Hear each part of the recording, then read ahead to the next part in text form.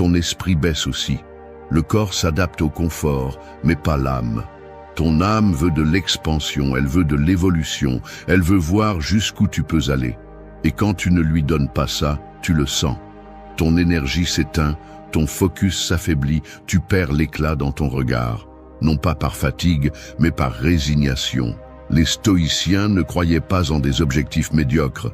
Non pas parce qu'ils cherchaient la grandeur externe, mais parce qu'ils comprenaient que chaque jour est une opportunité de se maîtriser, de se surpasser, de polir son caractère. Ils ne parlaient pas de succès comme nous le comprenons aujourd'hui, ils parlaient d'excellence. Et l'excellence n'est pas une destination, c'est une façon d'être dans le monde. C'est la décision quotidienne de ne pas faire les choses par obligation, mais par respect, pour toi-même, pour ton temps, pour ta vie. Quand tu te contentes de peu, tu envoies un message dangereux à ton esprit, que tu ne mérites pas plus, que tu ne peux pas faire plus, que tu n'as pas besoin de grandir.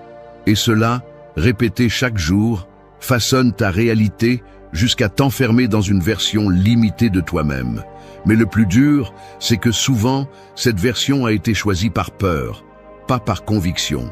Peur d'échouer, de t'exposer, de déranger, de perdre. Et pendant que la peur décide, ton véritable potentiel reste en suspens. Tu décides si tu deviens un de plus ou quelqu'un qui honore son chemin.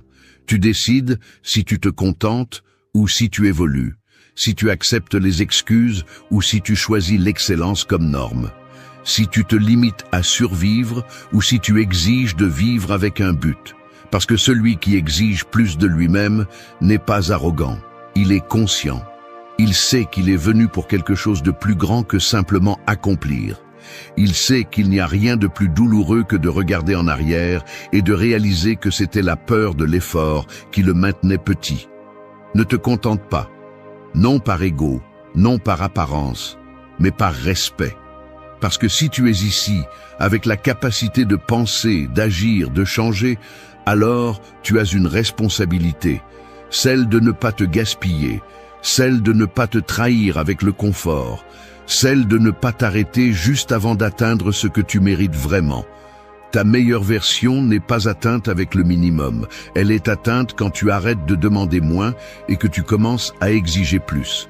Et cela commence maintenant, sans témoin, sans bruit, juste toi avec toi-même, faisant ce que tu as dit que tu ferais. Maîtriser ton esprit est comme essayer d'éteindre un feu avec les mains vides.